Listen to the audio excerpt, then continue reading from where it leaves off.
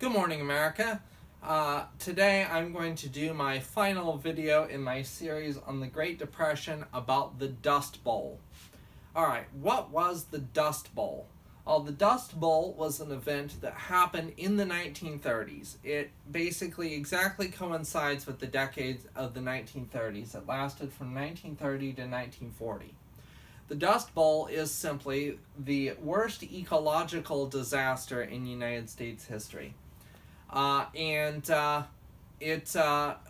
was caused by drought and destruction of the prairie ecosystem.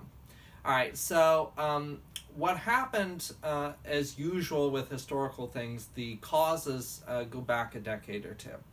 All right, so remember all that fun jazz about Manifest Destiny. Americans head west. Thanks to the Homestead Act, they were able to stake land for themselves and start farming. By the turn of the 20th century, the American frontier is closed. All the land is taken. Every inch of usable farmland across America is being farmed, and even some that, as it would turn out later, was probably not usable. The average American is a farmer. The Great Plains was one of the last great stretches of unused farmland in the world. It's wide open, flat. Ever driven across Kansas? Very flat, and great for farming grain. And so, now what was there before, of course, was grass, specifically prairie grass. However, when the farmers and the settlers came in, they plowed up the prairie grass and they planted grain instead, particularly wheat. And so American farmers in the early 20th century, they're growing tremendous amounts of grain on the Great Plains. Now that's great for the world because American farmers kept Europeans from starving during and immediately after World War I, when European farms were still offline because of the devastation from World War I. But there was a problem lurking. What Americans didn't realize was that parts of the Great Plains were being farmed that probably really shouldn't be farmed. It's okay as long as it rains. But these farms are not irrigated. They rely on rainfall. Wheat requires a certain amount of rain to grow. But the Great Plains are subject to periodic droughts. And one of those droughts hit starting in 1930. That year, basically, it didn't rain. And one of the longest and worst droughts in history, a once in multiple centuries drought, hit the Great Plains in the 1930s. For almost a decade, it hardly rained in the Great Plains. And you can't grow wheat without water. And so the fields are empty, bare dirt, because the grain can't grow. It's died from the heat and the drought. Well, the old prairie grass is gone. Turns out, though, there's a reason why the Great Plains were covered with prairie grass. Prairie grass sends down roots deep, so deep that they can pull up moisture to keep themselves alive, even during the droughts. When the farmers came in, without really thinking about what they were doing, they destroyed the ecosystem that God put in place there. And so, when the drought came, they couldn't grow wheat, they couldn't grow anything, it's just bare dirt. Along comes the wind. It's pretty windy on the Great Plains. There's nothing to block the wind after all. The wind whistles across those Great Plains, and the wind kicks up the dirt, and it created dust storms. And so the signature event of the Dust Bowl was these tremendous dust storms. We are talking, you have never seen anything like this. I can confidently tell you. The pictures, the film, of course I wasn't there, but the pictures, the film footage is just unbelievable. It's like this giant black cloud coming down on you. And when the dust storm comes, howling, almost gale force winds, it could be noon outside and it's pitch black. You can't see your hand in front of your face. The dirt gets into everything. You can't be outside. You have to be inside. But the dirt, their houses, the way they built houses back then, their houses are not airtight. In fact, their houses are built in the days before air conditioning. The houses are built for maximum airflow. so there's no way to keep the dirt out. It sifts in under the doors, around the windows, even through in between the cracks in the planks. It gets into everything. It's in your hair. It's on your clothes.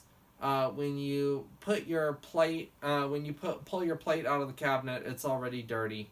When you set your plate down on the table, by the time you pick your plate up again, there'll be a white circle where your plate was and dark around it where the dirt sifted down.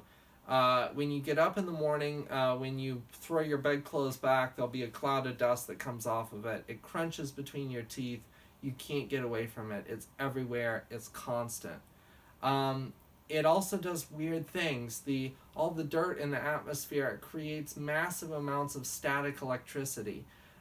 They say that during the dust storms that the points on the barbed wire fences would actually glow in the dark from the static electricity.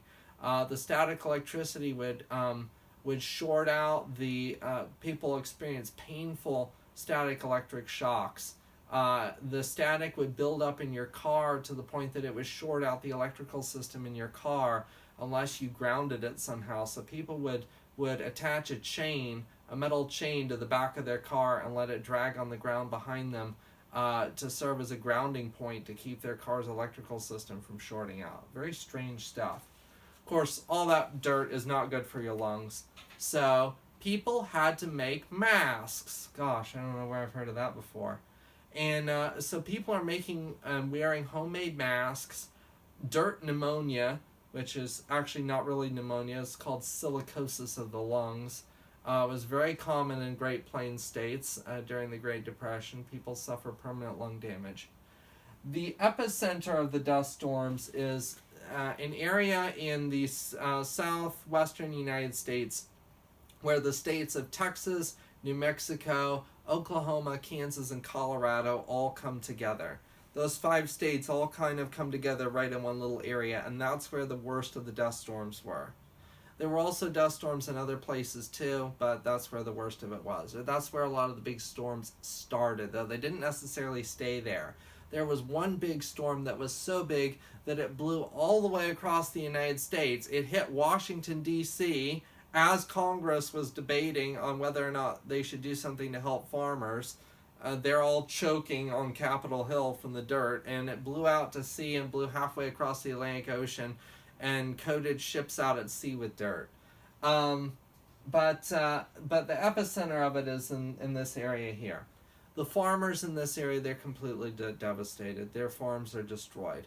Most of them lose their farms. They give up. They pack up their few miserable belongings in their old beat-up Model T cars and trucks, and they head west.